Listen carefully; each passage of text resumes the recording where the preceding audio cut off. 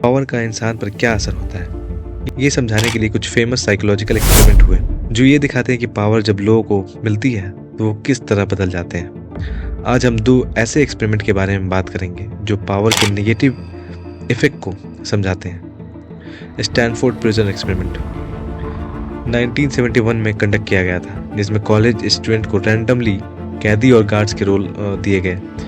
Experiment के दौरान guards ने कैदी को इमोशनली और फिजिकली टॉर्चर करना शुरू कर दिया, बस अपने पावर के रोल को एक्सरसाइज करते हुए। ये एक्सपेरिमेंट सिर्फ 6 दिन तक चल सका, जबकि इनिशियली 2 वीक्स का प्लान बना था। ये सब इसलिए रुक गया क्योंकि जो लोग गार्ड्स के रोल में थे उन्होंने इतनी एक्सट्रीम और एब्यूसिव बिहेवियर दिखाई कि वो एथिकल लाइंस क्रॉस कर गई थी, जैसे कि रियल लाइफ प्रिजन सिस्टम में होता है। जब गार्ड्स को ज़्यादा पावर मिलती है और उन्हें कोई अकाउंटेबिलिटी नहीं होती तो वो कैदी को टारगेट करते हैं। ये एक्सपेरिमेंट दिखाता है कि अगर कोई इंसान अथॉरिटी पोजीशन में हो तो वो किस तरह अपने पावर का मिसयूज़ कर सकता है। मिलीग्राम का एक्सपेरिमेंट 1960 में कंडक्ट किया गया था। इसमें पार्टिसिपेंट से कहा गया कि जब स्टूडेंट गलत जवाब दें तो उन्हें इलेक्ट्रिकल शॉक देना है। स्टूडेंट चीखता या दर्द एक्सप्रेस करता रहा, फिर भी पार्टिसिपेंट शॉक देते रहे क्योंकि साइंटिस्ट अथॉरिटी फिगर ने उन्हें ऐसा करने के लिए कहा था।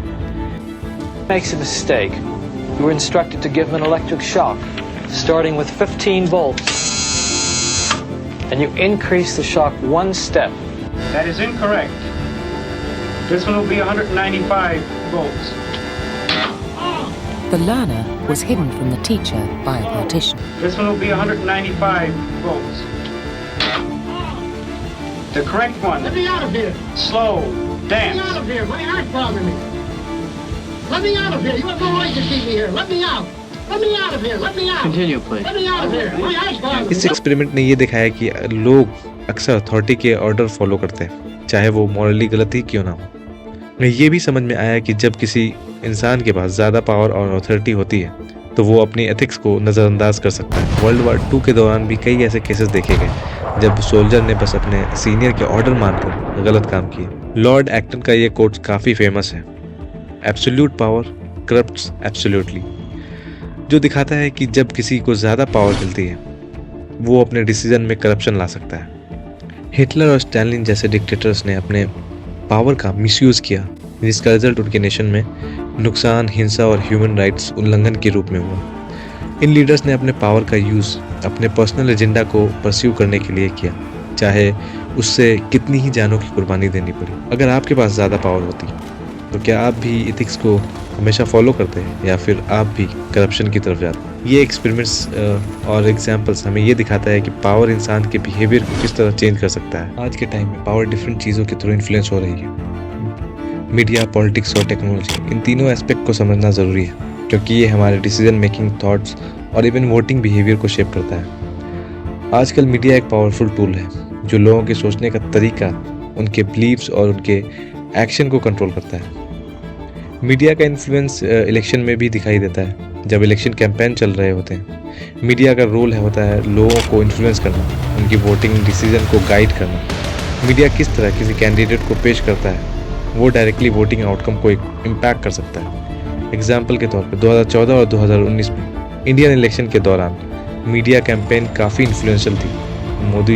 मोदी जी के अच्छे दिन स्लोगन और मीडिया का उन्हें डेवलपमेंट का फेस बनाने का तरीका, मीडिया ने उनको एक स्ट्रॉन्ग लीडर के रूप में प्रेजेंट किया, जिससे लोगों के वोट इन्फ्लुएंस हुए। पॉलिटिक्स में भी पावर का मिसयूज़ काफ़ी कॉमन है, जहां पॉलिटिकल लीडर स्लोगन्स और सिंबल का यूज़ करते हैं लोगों को अपनी तरफ खींचने के लिए। स्लोगन जैसे अच्छे दिन आएंगे या सबका साथ सबका विकास ने इलेक्शन रिजल्ट को इन्फ्लुएंस किया। इन स्लोगन ने लोगों को अपनी तरफ अट्रैक्ट किया और एक स्ट्रॉन्ग मैसेज दिया। आज के समय में टेक्नोलॉजी और एल्गोरिथम का भी पावर काफ़ी इन्फ्लुएंस है। कैम्ब्रिज एनालिटिका स्कैंडल, ये स्कैंडल दिखाता है कि कैसे डेटा के मिसयूज से पॉलिटिकल आउटकम को मैनिपुलेट किया गया था।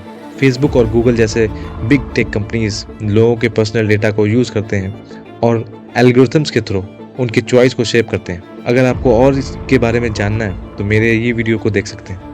आज हम जितने भी सोशल मीडिया प्लेटफॉर्म यूज़ करते हैं वो सब एक एल्गोरिथम के थ्रू वर्क करते हैं जो हमें कंटेंट दिखाता है। ये कंटेंट हमारे थॉट्स और एक्शन को डायरेक्टली इन्फ्लुएंस करता है। इंडिया में व्हाट्सएप और फेसबुक का यूज़ इलेक्शन के दौरान काफ़ी इंक्रीज होता है। जहां फेक न्यूज़ और टारगेटेड एड्स लोगों के वोट डिसीजन को इन्फ्लुएंस करता है। जैसे कि 2019 के जनरल इलेक्शन के दौरान व्हाट्सएप पे फेक न्यूज़ और पॉलिटिकल मैसेजेस काफ़ी स्प्रेड किए गए थे, जिसमें वोटिंग बिहेवियर को इन्फ्लुएंस किया गया। क्या आपको लगता है कि हम अपने पर्सनल कंट्रोल को बिग टेक कंपनीज और गवर्नमेंट को दे रहे हैं? क्या हमें अपने डिसीजंस के लिए ज़्यादा अवेयरनेस और कंट्रोल होना चाहिए? पावर खुद अच्छा या बुरा नहीं होता, ये डिपेंड करता है कि पावर का यूज़ कैसे किया जाता है। अगर पावर का यूज़ एथिकली होता है तो ये लोगों के लिए बेनिफिशियल हो सकता है, लेकिन अगर पावर को मिसयूज़ किया जाता है तो उससे बहुत बड़ी प्रॉब्लम हो सकती है। आप क्या सोचते हैं, एक लीडर के पास कितनी पावर होनी चाहिए? क्या कभी अथॉरिटी को चैलेंज करना ज़रूरी है? अपने थॉट्स कमेंट सेक्शन में ज़रूर लिखिए और वीडियो को अपने दोस्तों के साथ शेयर करें। आपका ओपिनियन हमारे लिए बहुत इंपॉर्टेंट है।